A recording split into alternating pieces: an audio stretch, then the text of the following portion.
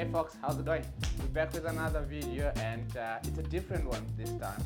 And I've got my phone with me because you came into my inbox, and how dare you come to my inbox and ask such a question? Anyway, hey, sorry, I'm not trying to scare you. Anyway, if you're new to the channel, please consider liking, sharing, and subscribing. My name is Tatenda, the face behind Cool Calm Mind, and the whole idea is to make sure that whatever that I do on this channel remains with you being calm and cool and clear-headed, clear-minded, because it's mental health and making sure that everything that you do, you are the best version of yourself. Now, this is a safe space for you to speak about all mental health issues.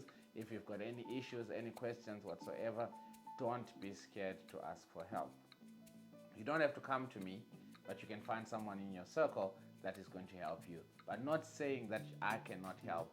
Come to me and let's talk. I may not have the solution to what you're going through exactly from my head, but I may know someone that needs or that went through the same ordeal and can help you. That's the whole idea of asking for help. We're not going there as professionals. I'm not a trained a psychologist or a therapist, but I'm just saying, not on my watch am I going to see the next level or next generation kill themselves because things were not going right or you felt like things were not okay. Anyway, without wasting much of your time, I got an inbox and the question was, Coach Tats, how did you get into private cricket coaching? Now you're asking yourself, what's private cricket coaching? Anyway, for the guys that do not know this, the guys that are in Germany and Russia and Canada and everywhere, my day job is to be a cricket coach. So this podcasting is some sort of a side hustle. Okay, can I call it a side hustle? Or it's a hobby? Or no, it's a professional thing. I'm a professional speaker. Right? And so this is what I do on the side. But my main thing, what brings food on the table, is cricket coaching. So based on that, someone asked me this question, and thank you so much. It's a very good question. And they said, how did I get into private coaching? Now, the reason why I got into private coaching was because I wanted to make a difference. I think it doesn't get any better than that. I want to make a difference in another kid's life. I want to make a difference in a player's life. I love the game so much so that I have to give back to the game. Now, I have played a fair bit of cricket myself back in Zimbabwe. I played some first-class cricket. I played under-19 cricket. And I have gained a little bit of experience, which when I came to South Africa, 2009, my whole idea was to play cricket in South Africa, which is very impossible. Because, let me not say impossible, which is highly unlikely because there is also locals that are already in South Africa that are playing professional and being paid. So to get someone outside, the Home Affairs is going to ask, oh, so you want to pay this one to play cricket? Are you trying to say that there are no locals that can play the same thing, that can do the same thing? Especially because I'm not an international player. As opposed to, if I was coming because the team has bought me for a particular tournament, then you get a visa for that, a work visa for that 6 weeks or that 8 weeks, whatever, how long the tournament is. Now, I was coming to South Africa to stay indefinitely. So that meant that I have to be permanent resident in South Africa for me to then say, I want to play. So because the playing part sort of like took the back set, there was another option of getting into coaching. And when you get into coaching, it's a passion again. We are not doing this thing because you're going to be super wealthy and super rich because of what you do, but you get the wealth from the impact that you put in the kids' lives. So when I came to South Africa, I then joined Randburg Cricket Club. And the story was so funny because I was at church and one of the church members brought his laptop.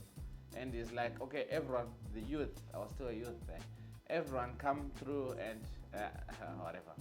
Everyone comes through and let's Google stuff, jobs and whatnot. Then I just thought, let me just Google nearest cricket club in Joburg, in my area. That's when I realized that there is Randburg Cricket Club. I got a call. I called Neil Livingston was the coach at the time, and he came for trials and they were happy with me. I played President's League. So there's Premier League and President's League. President's League is the second. So being the first time there, they were impressed by my skills. Then I went on tour. Then I still remember having a discussion with Neil, and he says, Taz, you look like you are a good storyteller. My wife, you said I can't storytell.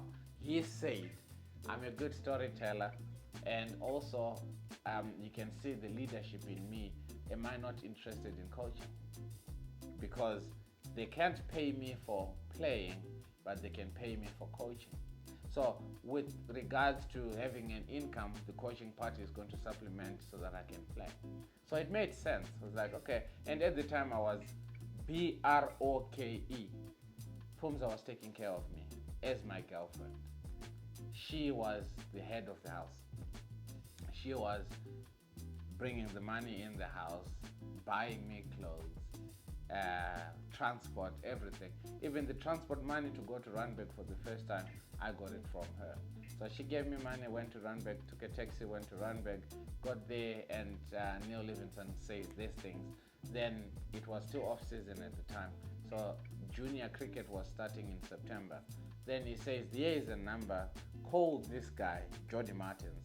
Call this guy and tell him that you're interested in a coaching gig, and just have a discussion. So I did call him. Then he said, no, I'll call you back in September, or we'll touch base in September. I think it was around about June. So June, July, August, I lost that number. Gone. It was a 079 number, and lost because I lost my phone. I think I got mugged in Joburg. I lost my phone. Then he calls me, so I kept the same number, and he called. I just got a 079 number. Hello, this is Jody Martins. We spoke a few months ago. Are you still keen for that coaching? So, thank you, Lord. I am so keen. Fine. Make my way to Randburg Cricket Club. When I got there, he was still setting up for the junior section. Then he asked me just simple questions. What do you do? What's your main skill? What do you want to see yourself? And all that. So started with team coaching at Randburg Cricket Club, the whole setup. I think we had like probably 500 children that were coming on a Saturday, and some playing matches, some doing practice. So it was literally controlled chaos. And he loved my energy. It's like, geez, okay, I like you. Who doesn't like me anyway? If you've got a problem with me, bro, sorry, it's on you.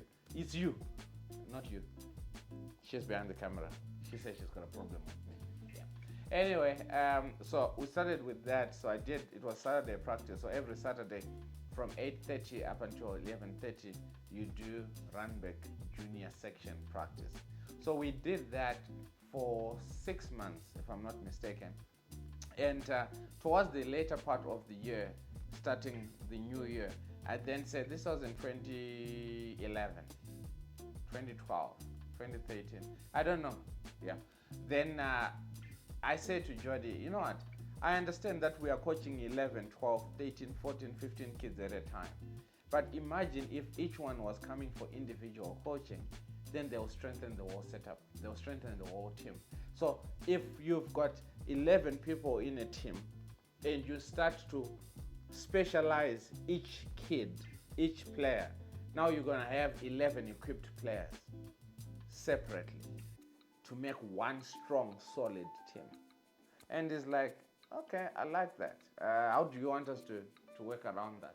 So I'm like, no, why don't we, instead of you throw one ball to one kid, then it's going to take him 11 times for him to catch the second ball. Because it's catch one, then number next one goes, next one goes, next one goes, next one, until the opportunity to catch it for the second time comes. That means it happens after 11 times or 10 times. If it's private coaching, that means that kid has got an opportunity in 1 minute to catch 10 balls. So the skill level is going to grow immensely based on that fact alone. Then the time that they come for team practice, you're not going to be there explaining things and all that. That is the essence of private coaching. Then Jody Martins was also doing private coaching. He says, okay, I want you to come to me. So we met and I went to one of his sessions, and he's like, okay, throw balls to that kid. So I did. He gave me a few pointers because I was throwing and I was straight at the player like this. And he says, no, you need to be on the side of the player, because that's exactly how it resembles in an actual game. The bowler does not come directly at the batsman, they are from the side. Because there's stumps, there's an umpire, you've got your own space on the side. So I'm like, right. And Jody Martins does a lot of mental health stuff. And At the time, I was thinking, oh well, we're just doing private coaching and having a relationship. So we had that relationship. We started off with private coaching, and it's so funny that one of my first boys that I coached is now bringing a stepdaughter to me for coaching. I'm like, wow, what a twist of events. Now he is now being called daddy by a kid that is coming to coaching, and yet I was coaching him. I feel old, y'all. Yeah, so that's how I got into private coaching. Then from there, someone asked again, how do you then, you always say that your coaching sessions include batting, bowling, fielding, and then the mental health aspect. The mental health aspect is something that I've added onto my lessons and to my sessions, because before a kid hits the ball, I'm not interested about a kid hitting the ball, a player hitting the ball. I'm interested with the thought process before thinking of hitting the ball. Does it make sense? So before they throw the ball, I'm thinking of what is going through their mind before they decide, oh yes, I want to. That's what the mental health part comes in. And all my lessons, they know that when you are doing what you're doing, you make sure that when I come and ask you, why did you play that ball there instead of there? I want a solid answer. And my boys will go, I didn't play it there because I thought that the ball was a little bit too close to me. So I was thinking, if I go too straight, I may miss it. And if I miss it, it's going to hit my pad. And when it hits my pad, there's a chance that I may be out. That's the thinking process. So that's the mental health part of everything that you do. For bowlers, when a bowler is bowling, I always say again, you need to ask the relevant questions to the batsman. What are those questions? What is his weakness? What is his strength? So the moment you now know what is his weakness, you're going to exploit it. The moment you know what is his strength, then you're going to run away from it. Basically, cat and mouse. So that's the mental health aspect of my coaching sessions, and that's what I do on a daily basis. Over and above what I teach them with the cricket, I'm also involved with them with everything that they do. On birthdays, I may pop in. Here's a present, here's a cap, here's this. Well done, happy birthday. When they do well in school, I'm there as well. I make it to graduation ceremonies and like, this is Liam's coach, or this is my coach, my cricket coach. What is he doing here? Because I am involved with them. And I always say to everyone that knows me, they know that all my coaching clients, they are not my kind of clients. They are my family. They are my extended family. That's why even when they come to the nets, it's not, hello, sir, how are you? It's, hey, bro, how are you? You understand? That's the environment that I've created with my day-to-day job. I have made family members more than cricketers. So in the comment section when you come back, please let me know when did you know about me and what was your interaction with me. And if it's a bad one, please put it there as well. Say, you were nonsense in this year and you did this. Then I want to say sorry. But all in a nutshell, this is what I do on a daily basis. I am a cricket coach and I love batting. I'm a batting consultant for Runway Cricket Club, and when I do my private sessions, batting always starts first because bowling, yeah, we like bowling. But anyway, I love batting because there is a certain skill to it, because when the bowler is coming, you have to think about 10 fielders that are around you and that one that is coming, and that small thing, that small ball that's going to potentially hurt you. If it hits your nuts, it's going to crack you. If it hits your head, it's going to kill you. And you still have that excitement to say, I still want to make sure that at the end of the day, I am on top of the bowler. And when I'm coaching bowlers, I want them to say at the end of the day, I'm on top of the batters.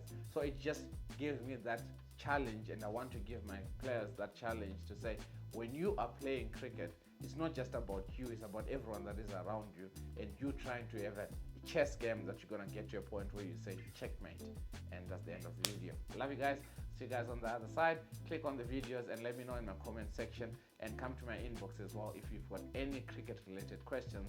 I am happy to answer you. If I can't answer them, then I'm going to refer you to the right people, or to the better people that know better than I do, and that's how we learn together. Anyway, keep calm, keep clear, and have a cool head. We'll see you guys on the other side. Cheers for now.